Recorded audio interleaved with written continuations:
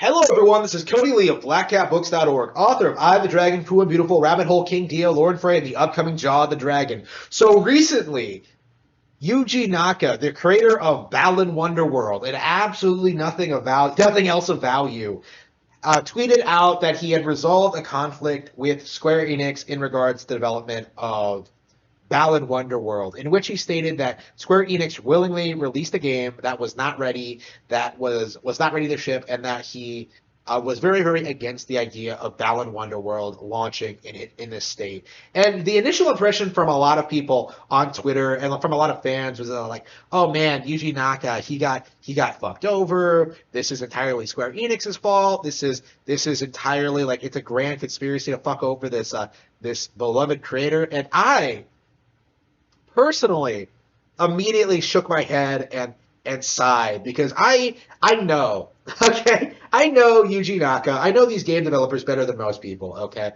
I believe that Yuji Naka is trying to salvage his own reputation by doing whatever he can to put all the blame for what Arzhest and Square Enix for what happened to Balan Wonderworld on Square Enix's and Arzest's shoulders, while like trying to excuse himself from the involvement.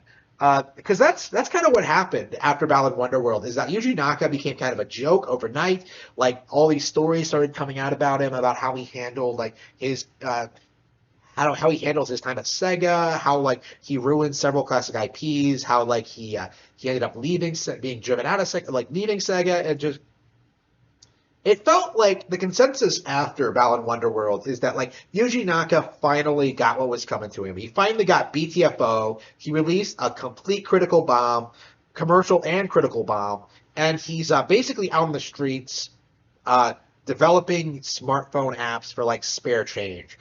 And what he seems to be doing with this stunt is trying to convince the audience that like he did nothing wrong. It was entirely Square's fault. He did everything he possibly could, but they tried undercutting him at every opportunity. It's a weird situation. Not gonna lie, because there were signs that like things weren't going right with Balan Wonderworld from the beginning. But like I personally at this stage, immediately after seeing this news, I pressed X to doubt on a Yuji Naka's statements. I don't believe it was entirely Square's fault. I think Naka is a hack. I believe he's the Kiji Unifune of Sega, right? Like someone who wormed his way into power and authority and respect due to like the hard work and talent of other people. Like I don't see him as a Miyamoto figure. I don't see him as like someone who is worthy of respect. He put out one of the worst platforming games I've ever played in my life. Like, the argument is that, like, Balan Wonderworld was in beta? Bro, like, have you played any of these other Arzest games? Like, they are the worst platforming developer studio in existence. Like, these are the guys behind shit like Blinks the Time Sweeper, Yoshi's New Island, what's another game they put out? They did make Yoshi's Island DS, but I don't think that's nearly as bad as some of the other things they put out. Like, they are the bottom of the barrel trash. Like, so bad, I don't even know how they even stay in business. Like, I hate Arzest with a passion, right?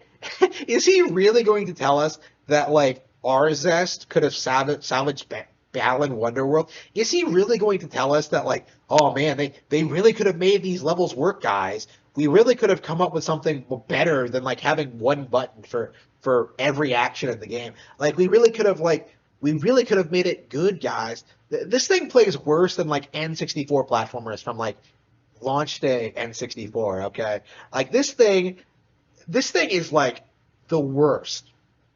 Like, and to see him try and weasel out of it, blame for this, like to try and put the blame on Square, who I think were behind the only good thing about the game, like the opening cinematic, which actually was pretty gorgeous. It actually looked nice. Trying to put the blame on Square for how the game turned out is, I think, very disgusting. I don't respect him for that at all. I think he is I think he's a parasite. I think he's trying to like just rebuild his career like any way he possibly can.